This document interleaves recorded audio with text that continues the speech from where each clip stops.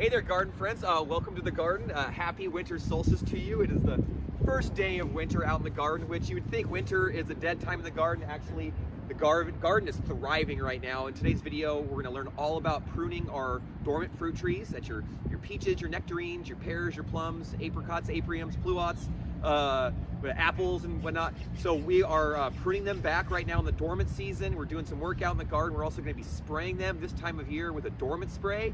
So in today's video, I'm going to teach you all about the best practices of pruning those fruit trees. I'm going to show you some examples of what our trees look like before and what they look like right now, and basically why we do it, how we do it, and when we do it. So it's actually really easy to learn, so I'm glad you're here. If you like gardening, my friend, please check out the Green Acres Garden Podcast. That is a weekly podcast that I host that I'm super happy about. I'll put the link in the description below. So if you like gardening and growing, please come check it out, because we want all the garden friends to come out and take part in that. It's a lot of fun. I get to meet so many wonderful gardeners and growers and green thumbs, plant people, and I learn so much every week, and I just do my best to share that with as many people as possible. So please check it out.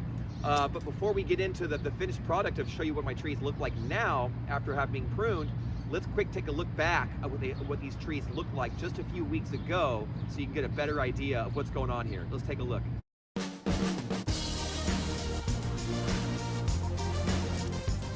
I'll go step by step to kind of show you what I'm going to do on each of these. But we have so many of them, I wanted to make sure that I captured this, because sometimes I kind of get excited and I just start pruning, and I always go back later and go, man, I probably should have filmed that or take some pictures. So I want to show you, we have been working on some of them. You can see here we have a cherry tree. The first one you saw there is an aprium tree. Both are pretty mature. You can see we have nice solid bases on there, and they're just now kind of getting into the phase where they should start putting off a lot of fruit for us and being really productive. But the health of the tree is gonna rely on the pruning. I've started one right here, I'll show you, and I'll get to that little one right there. But here's one that I've kind of been working on already, and you can see it. This is kind of the after, and I might even go back in and prune a little bit more. There's a few things in there I've seen that I probably could be dealt with, but just to give you an idea, we got a nice open center there. There's no branches that are crisscrossing the center. We've got a nice upward growth. Right now I've been trying to clear out any of the dead wood, the diseased wood.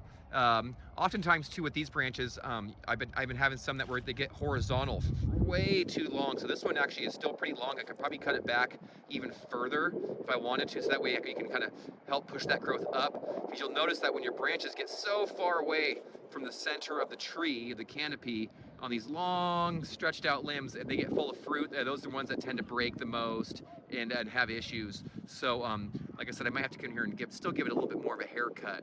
But what you're looking for, like I said, is a nice open center. Get rid of all that dead wood, diseased wood, anything that's damaged for the most part. This tree has had some issues with illness, but for the most part, we've pruned that off, and a lot of it has rebounded quite well. And so we'll come back in the spring, take a look at these. But for the most part, I just want to show you a little bit of what the before looks like. You see there's a lot of branches that are kind of battling for the sun, going out, a little way far from the center. So I'm going to try to bring some of that growth back and in a little bit, redirect it. You can see there's some branches that are just dangling up there that must have got cut and left, or broken from the storms. So we're going to get those cleaned up. A lot of our deciduous trees right here along the hill, they were donated years ago by our local nursery, Green Acres Nursery and Supply. Thank you so much. And so a lot of these were just ones that were there for the whole season. They didn't get picked, like a little puppy, the last puppy in the store there. But some of them they weren't growing right, and that's kind of why they were given to us, where they it didn't have a great canopy on it. So you can see here I've been kind of working on trying to get them kind of reshaped. You can see this one's kind of stretching out towards the light, so I'm going to bring some of that back in, try to balance this out. You can see we have kind of a big emptiness over there. So as the years go on, I'm either going to replace this one, or I'm going to prune to try to redirect some of this growth to try to have a healthier tree, because it's just getting a little too far outstretched in some areas, and then it's not growing well in others. So that's something to consider. We'll prune it, we'll try to redirect it and see if we can't get some better growth this next year. If not, you can always consider on cutting it back really hard and starting from scratch if needed. Replanting is always an option, but yeah, it's not something I really want to do unless I absolutely have to do it, because that's like these trees, they've got pretty good root systems in the ground already. They're healthy enough We just got to give them a good shot, a good chance. So this is one I've also worked on as well. And like I said, I just want to show you a little bit of the before because the afters are going to look pretty cool. And here's a few that I've started working on, but you can see they still need more. They need a little more love. This is actually like a 4-in-1 tree. There's a plum, there are apricots, peaches and nectarines all in one tree. Here's one I really haven't gotten to just yet. You can see how tall it is. I've started on a little bit, but here's some better examples. This is just a great way to start seeing your tree. Oh, my tree looks like that. You know, that's okay. They should look a little wild right now, and that's okay.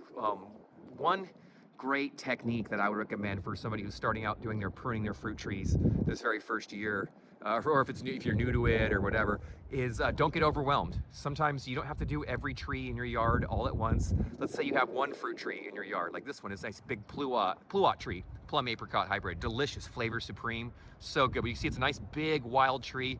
And we did a late summer pruning of it a little bit, but you should have seen it. It was huge. And so this could be daunting for some people. You can see all these branches, it's like a bird's nest. Don't worry about it. Start with the basics. Get that center opened up, get any branches that are swooping down towards the ground opened up, get any that are crisscrossing each other or touching each other. Like here's an example right here. You see this branch, how it's going back towards the canopy, and it's actually even touching that branch up there. So that's one that I would bring back and then redirect that branch up and away from the interior of the canopy. Also, if your growth is too high and you want to bring down the height, this is a great time of year to do that. And so, like I said, try not to get too overwhelmed.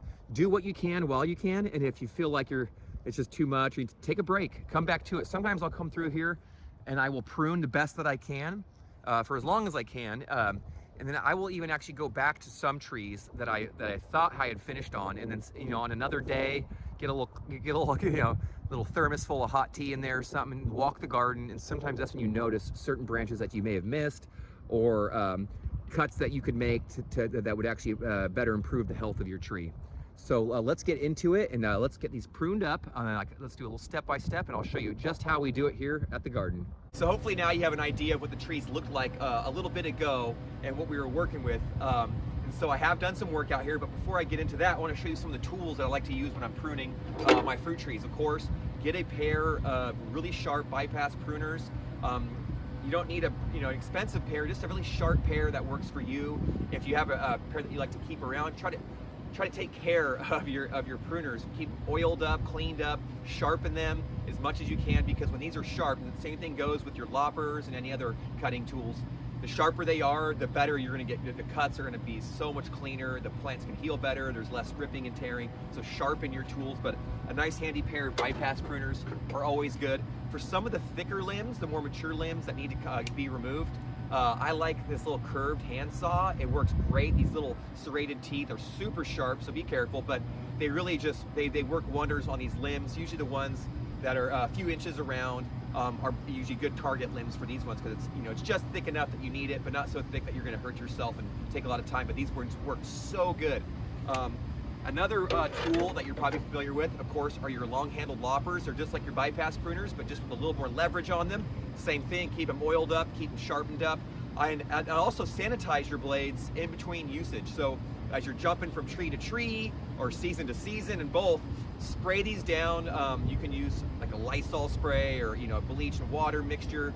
I've seen different gardeners use different things, but basically you want to sanitize these blades. And I know it seems overkill, but really there's disease and there's spores and there's issues. So you don't want to be cross-contaminating, taking one problem from one plant that may have disease tissue and then spreading that and contaminating another one. So keep them sharp, keep them oiled up, and keep them sanitized the best you can.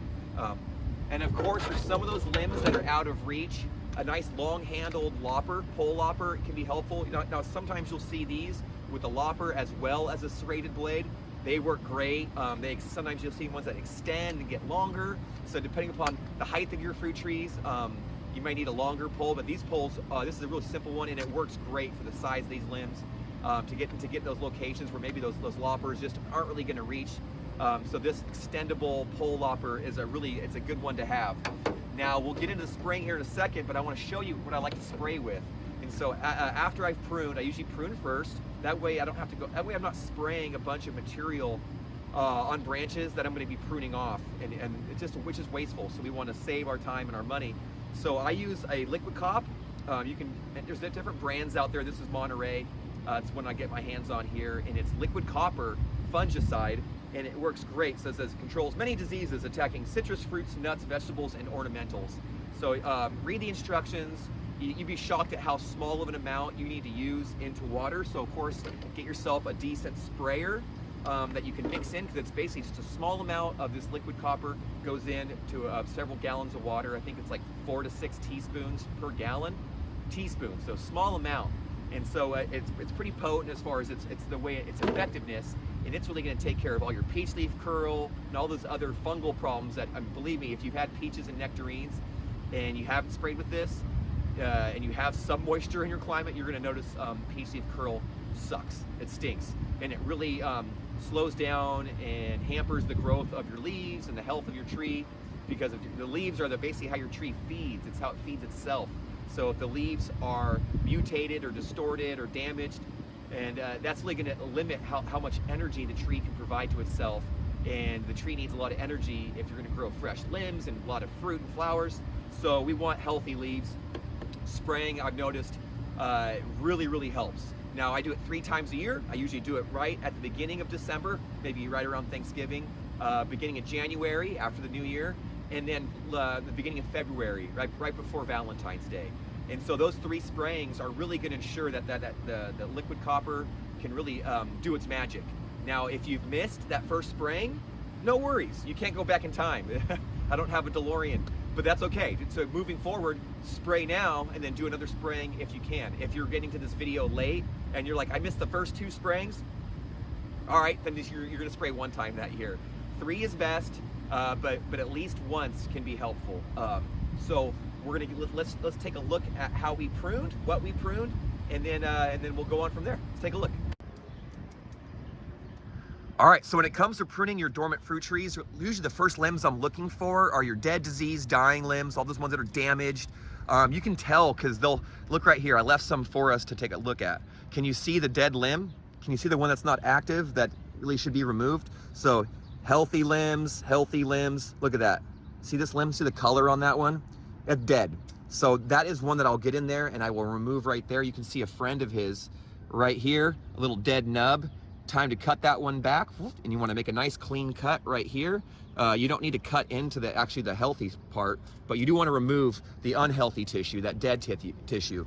So that can be helpful. You'll notice that in the middle of our trees are usually we try to keep them open, so branches that crisscross through the center of our tree get removed. Any branches that are sweeping too low to the ground get removed.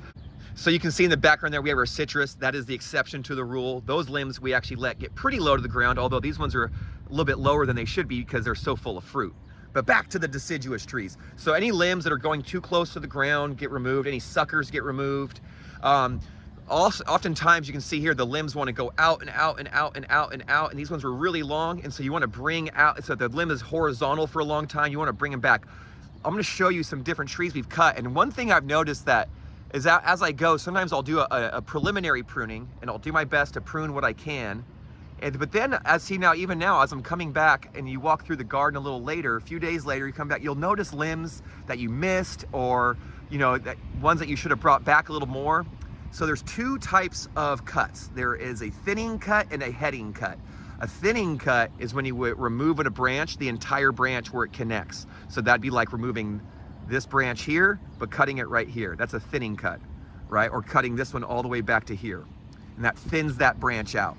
A heading cut is when you take a branch and you would actually just cut part of it off. So that'd be like cutting this one right here. And what that does is the heading cuts usually induce more bushiness. The thinning cuts do what their name kind of implies, and it thins the tree out and opens it up a little bit. And so those are the 2 main cuts that we do on these trees. We're either removing an entire branch or we're just cutting part of it back. It's as simple as that. So you can see here this pluot tree, very open center, but some of the limbs are stretching kind of tall. I really want to keep our fruit trees here as kind of stocky and short as possible, so that it's kind of creates an ease for harvesting. We have students here. We don't want to be getting on ladders. You can see here, there's a nice little looking peach tree right here, and maybe nectarine. I forget, this one's not. we've been trying to bring this one's height back. This one liked to, when we first got it, you can see its canopy started a little bit higher than normal. So I've been trying to scaffold these branches down and try to create a bit of a nice low, chunky canopy on this one, and we're getting that. But like I said, all the interior branches, the ones crisscrossing the center, any branches that are swooping down, sometimes you can see these ones right here in front of me. There were limbs here that kept going and going and going, and then would come down this direction. And so those are the ones we want to remove, because we don't want them sweeping towards the ground or getting in that direction. Here's a good example of a mature fruit tree that we've had some really big limbs that I actually had to cut and remove. And you can see that these limbs right here, because of that, over time had to stretch to the sunlight. And so even though I've pruned this tree a little bit, as I mentioned, upon second look, now that I'm coming through, I'm seeing limbs and I'm seeing cuts that I may have to come back and make to create a canopy that I really want. This one, see that limb is just stretched so far out from the center trunk there.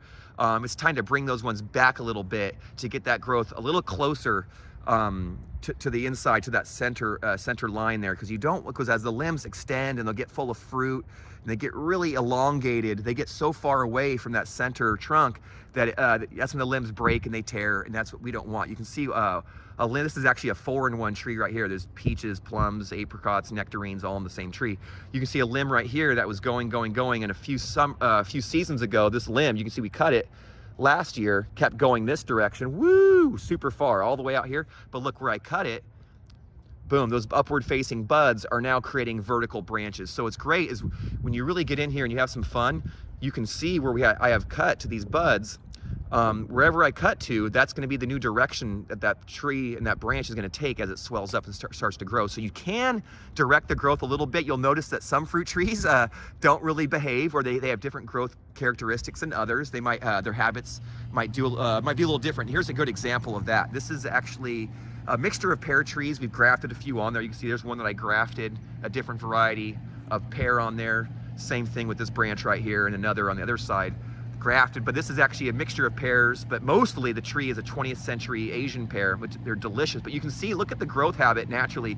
These branches, some wanted to go just vertical, so we've been trying to cut them back to create more of an upward canopy, and that's what we want. We want to create a nice tree with an open center and kind of upward and outward growth that's healthy, where the branches have space in between each other, a little bit of daylight, but you also want it to be on healthy branches where are strong enough to support the fruit that they're going to contain.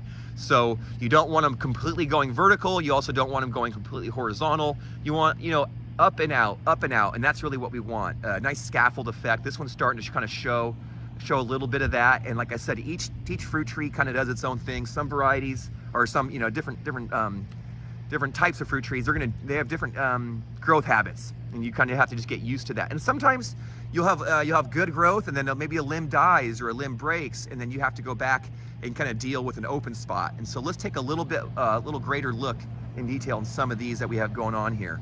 So a lot of peaches, a lot of nectarines that we've got. Here is a small, that pluot tree right there, boom, that one's big. And so that's a good example of one that had a really tall canopy. I mean, those ones we had cut off, and the tree was dang near 20 feet tall at the tip, but we don't want that. And so I've been doing some work to cut it down, do some heading cuts as well as some thinning cuts to bring down the height of the canopy. And like I said, now that I've come back and done my first pruning, I kind of want to come back in and be a little bit harsher.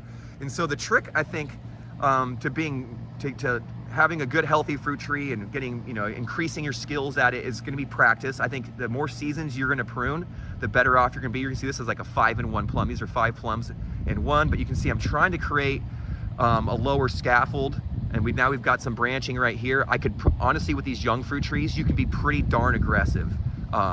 You'd be shocked at how low some of these branches get cut. Like this one, I mean, I probably could have even started the scaffolding even lower. But right now, these main branchings, we have them cut just below chest height, so that should work for us. But like I said, some people, they'll do it even lower, and that's perfectly fine, especially when you're trying to keep these trees nice and compact at a home or near a building or something. You can really put them in tight. Actually, the fruit tree grower we were talking with, they literally, that you can plant, they said you can plant some of these fruit trees just a couple feet from each other, and then you just prune them up so that way they all kind of work together. But it's pretty incredible, some of the stuff that urban home growers and urban farmers and gardeners are doing with their fruit trees. It's incredible. This is actually at a school right now, but you can, like I said, you can see right here, we've tried to keep that the height down. The limbs, here's a good example of one going horizontal, horizontal, horizontal, and now we're trying to cut this one and have it go vertical a little bit because we don't want it to get too elongated. You can see I've had to cut it and do some heading cuts here because they were just stretching way too far out. And what'll happen is, yeah, you get a nice long limb, and it hurts to cut off some of that growth. I know for some new people new to gardening, I know my mom would always be like, oh, don't cut that, don't cut that. But it's like, you know, sometimes cutting away material is a good thing. It can really be beneficial for the health of the tree and for a healthier harvest. And so really all that work that you're doing to remove all those dead branches, all the ones that are creating unhealthy growth or unhealthy shape, this is what you want to do. You want to bring those horizontal limbs in, turn them up. All the ones that are going too vertical, you want to cut down and you can kind of trim them to outward facing buds. You want to clear out the centers. You notice all my fruit trees here all have really open centers, and what that does, that lets light and air penetrate through, and so that really is going to give you the benefit of a healthy tree, because light and air in the centers is good. You can see right here is another one that has a nice open center, but you can see here that branch is stretched out pretty good. So now that I've seen it, I might come back, like I said, and be a little bit harsher, bring them down just a little bit more to get the growth that I want. You know, it's like I said, a good trick, and you might learn this just over time through experience, because that's how I feel. I feel every season I get a little bit better. I learn from past mistakes, and maybe a few successes here and there. But really, each season you're going to learn more. You're going to get more comfortable. The trick to me, I think, is finding that sweet spot, cutting off just the right amount, but not too much. You do want to be somewhat aggressive in the way that you prune, but you also don't want to just, you know, go 3 sheets to the wind and just go, oh, I'm just going to cut everything and we'll just see what happens, because that won't be beneficial either. You'll be cutting off all the growth that's going to lead to the fruit for the next year. So you do want to be kind of try to work to find that sweet spot where you're being aggressive in your cuts, that you're cutting it back hard enough to get proper shape and healthy branching, but you're also leaving enough material behind so that way you're actually going to have some flowers and some fruit for that each season. And so I think finding a balance in the way that you approach your pruning is really helpful. I hope that you enjoyed this video. If you do, please like, share, subscribe, all that. I will leave a link to another video where I did also a very detailed, in-depth example of pruning that you may be helpful as well. Until next time, garden friends, happy gardening to you all, happy harvest, and please never stop growing.